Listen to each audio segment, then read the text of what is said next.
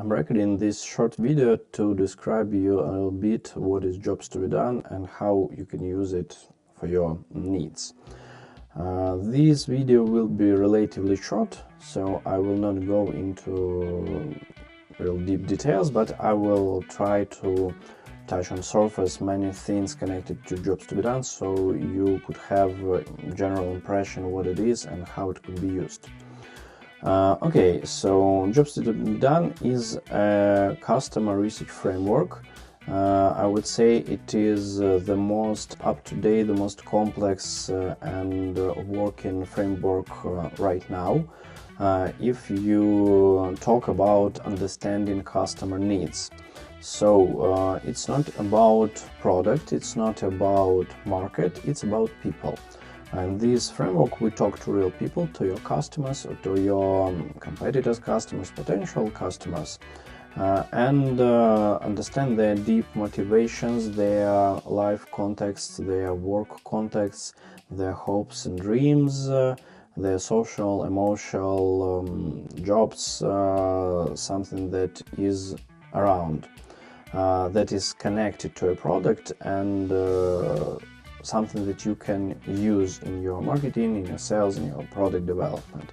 So actually this is why people usually come to this research, to improve marketing. If you understand your customers better, of course you do a better marketing, you do a better sales with your sales materials or with your sales people, and you can prioritize backlog and develop those features that are really important to your customers, and not those things and features that are important and seem important to your team. So you can understand, you can save a ton of time and money in developing your product. Okay, so I will show you in examples. What is a job here? So we hear jobs to be done. Obviously there are some jobs that need to be done. So is a change for the better that person expects. So in jobs to be done theory, people hire products to do some job for them. For example, a milkshake in McDrive does a job to have a snack when I don't have time to go and have a regular meal.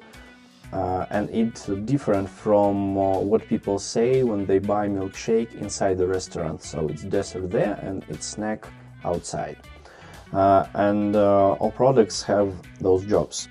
Our task is to study those jobs and to understand which jobs people have that are related to your product, and to align those jobs with something that you can deliver, that you can offer to them. And when you find this, you find product market fit.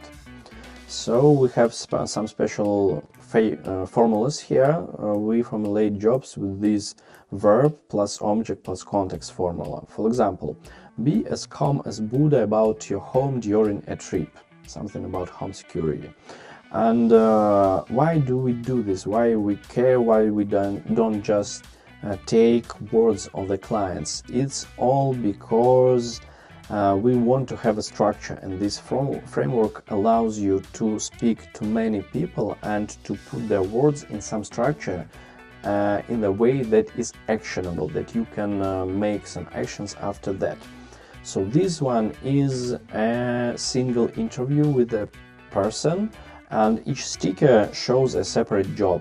So people didn't tell us something like this, but we reformulated their words into these jobs. And we can use them later when we combine different and multiple interviews. And as you can see, this shows a four forces map that is widely used and is very useful in this context.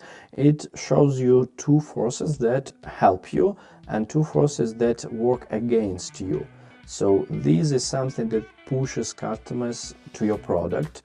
These are their life contexts, their work context. For example, something happened in their company, or there is a new law, or their CEO arrived from a conference and he or she told, hey guys, let's do this.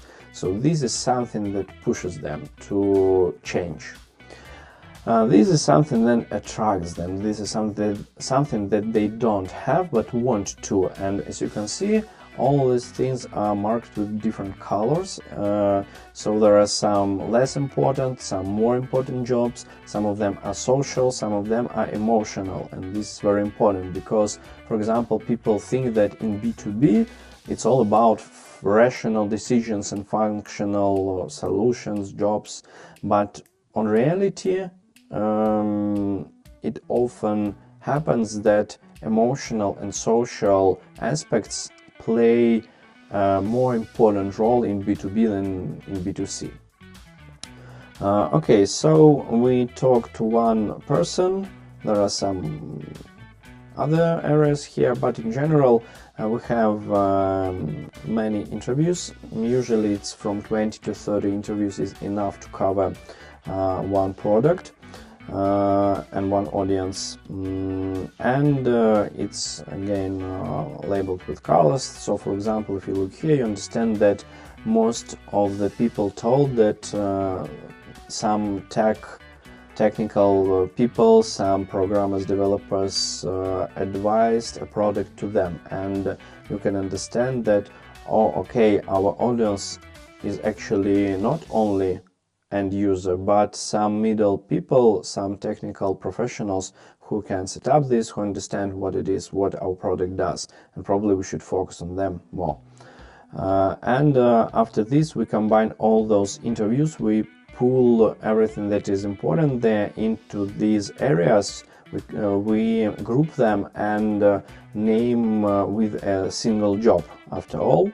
And as you can see, there will be a big 4-process map as a helicopter view that is more actionable because you see the size of these areas, you understand which is more important, which is less, and how to work with this. So for example, if you look here, you understand that this is something that you look for your customers there. This is where to look for your customers. This is what to write on your website, what to write in your ads, in marketing, in your sales materials. These are fears of people, and this is something that you need to address. You need to tell them, hey guys, we have insurance for this fear, and our product is a solution for this fear, and for this and this we have some options, so don't hesitate, don't be afraid of this. We work with it, so it's under control. And this area is habits. With B2B products, sometimes there are no real big habits that block your product, but sometimes they are. On this example there are no, but you can't address habits, so you just can't tell people that you have habit of working with Microsoft and we have a better product, just switch to us. No, you have to show them so many great things that they should overcome their habit. So you address differently these fears and these habits, and understanding this helps you to build a better strategy after all. So after you have everything aligned and you have all those jobs described, you can put them not only in this way. There are jobs to be done canvas that describe the whole process in another way. I will show you later. For example, there is a list of jobs. For example, you picked 10 jobs and you understand that you can solve them. So after this, you can ask 100-300 people two simple questions. How important is this job for you, and how happy are you with the current solutions, how market solves this job for you? If the answer for some job is yes, it's important, and no, I'm not happy with the current market solutions, then this is a great growth point for you. it's often that you find aha moment during jobs to be done research, and some products have multiple aha moments. You're probably aware that this is the moment when a person understands that, aha, this is what it's for, this is why I need this product. And if you understand this, if you understand their aha moments, then you have a great advantage. And there are many other things how you can use this. I will show you a little bit in Miro. But before that, I'll show you a couple examples and case studies. For example, we were making jobs to be done research for a SaaS platform, and during the research we came up with ideas from our customers and put some new information into Facebook. Actually, it was even not new, but it was those ideas that they were going to test maybe in a year, but they tested them right away and got great results. So their audience improved because Facebook has found new audience with those new texts, and in general conversion profit increased and ROI increased as well. This is another one, so it's probably at the end. So it was another SaaS project, Screen Story, and there were 3 tasks. They were going to improve the conversion rate, so their Facebook ads run better. They wanted to improve MRR and MAU and to launch successful AppSumo campaign. So after the research we have changed something on their website, in their campaigns, and in general there was an uptick here with increasing conversion rate in 2 times. So it was one thing, and all our efforts led to increasing speed of growth of MRR and MAU, so they became growing faster in general, and they have launched successful AppSumo campaign as well, because they understood how to package it. Okay, and of course they gained clarity on backlog, and they understood which features to develop firstly. Okay, so let's look at some real examples. This is a Miro board. So after we deliver a research, usually this is the most important thing, this Miro board. And as you can see, these jobs to be done interviews take only small part of all things here. So there are some branding things like association cloud, some tone of voice that you can use in your brand platform. For example, if you're doing branding or rebranding, so jobs to be done is one of the best frameworks behind to understand what your brand should look like in eyes of your customers. So there are some another canvas, some market research things. Here is another jobs to be done canvas. We don't need to go into many details there. We compared competitors for different jobs here, and as you can see, even from here, there are very different websites for different jobs, and we will see it a little bit more here. So we can put our jobs in these stages where you can look at job progress. So some big jobs, they actually have small jobs that are part of it, and sometimes even for example, if you have this big job, improve relations with CEO, and a person somehow came up with 2 solutions to conduct some research and to improve their results and make CEO more happy. So we understand that this is a big one and it has its own stages over here.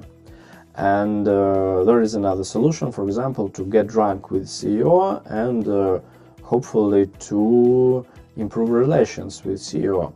And this is connected to customer journey map, and after you can combine customer journey map with jobs to be done, and it gives you a more complex view after it.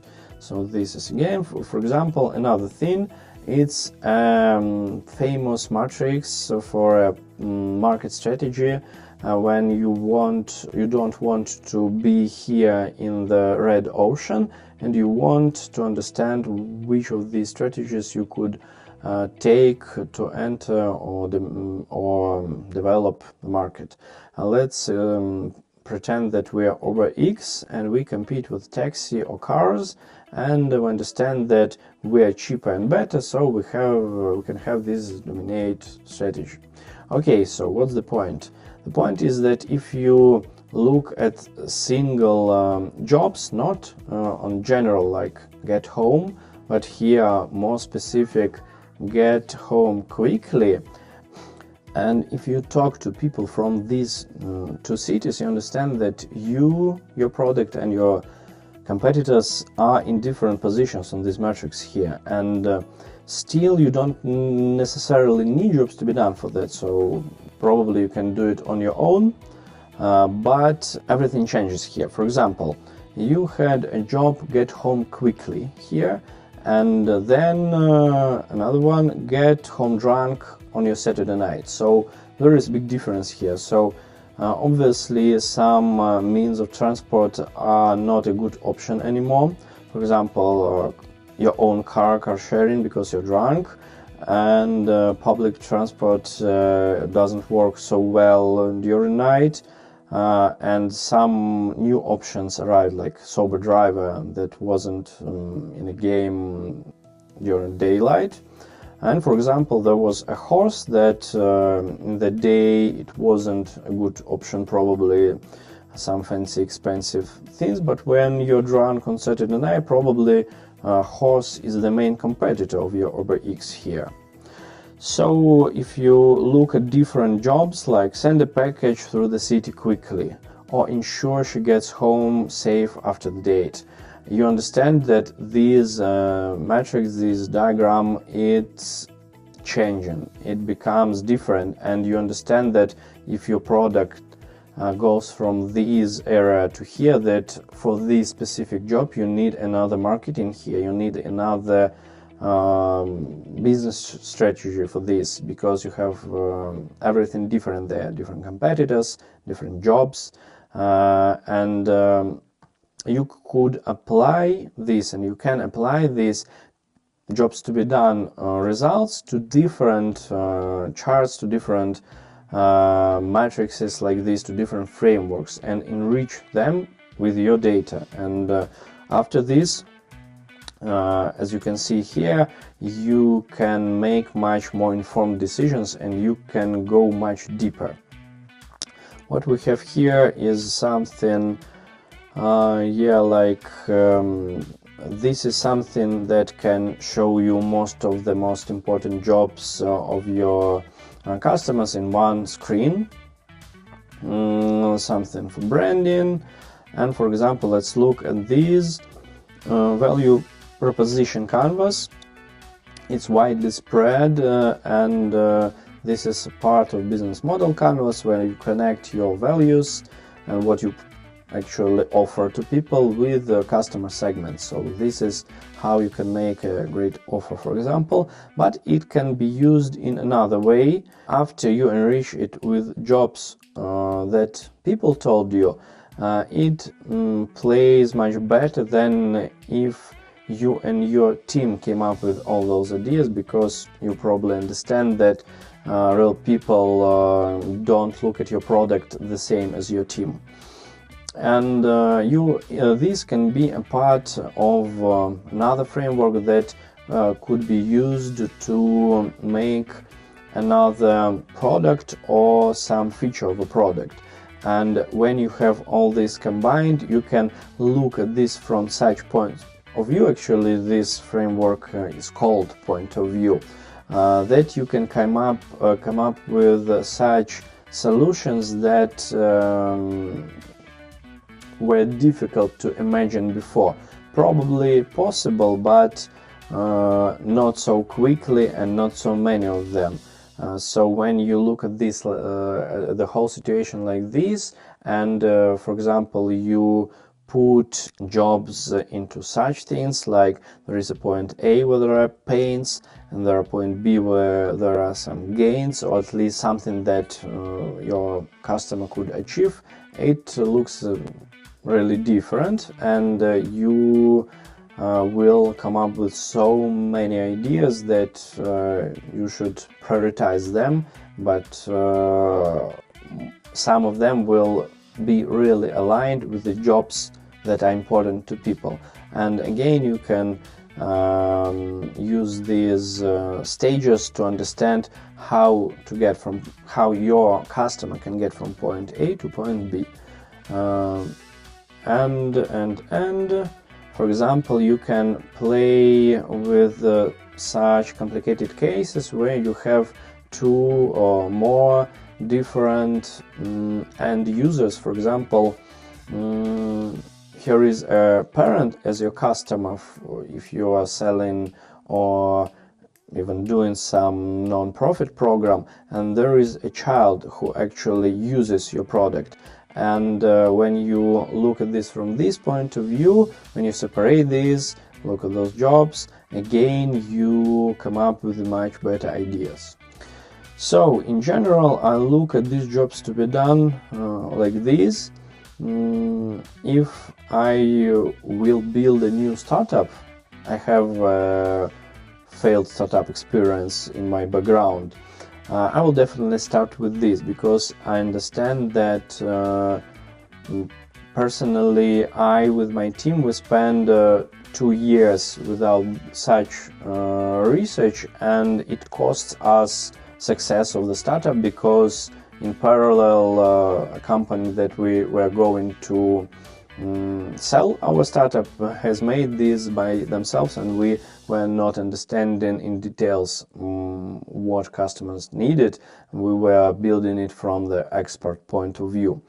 And it's not only about developing a startup or product, it's about marketing, of course, because if you're a marketing person and you have watched this video till this point, you probably understand that if you have all this data, then everything is a little bit different than it was before for marketing.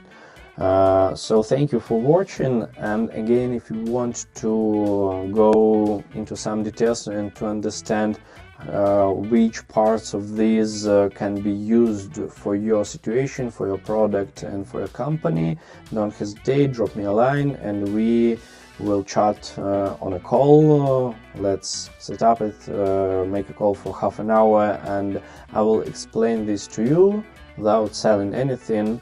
As I said, I'm just curious, talking to people who are interested in this. Then if you think that I can help you with something, okay, we can move on. If not, I will just understand you a little bit better, and I will understand what people need, and this will be useful for me as well.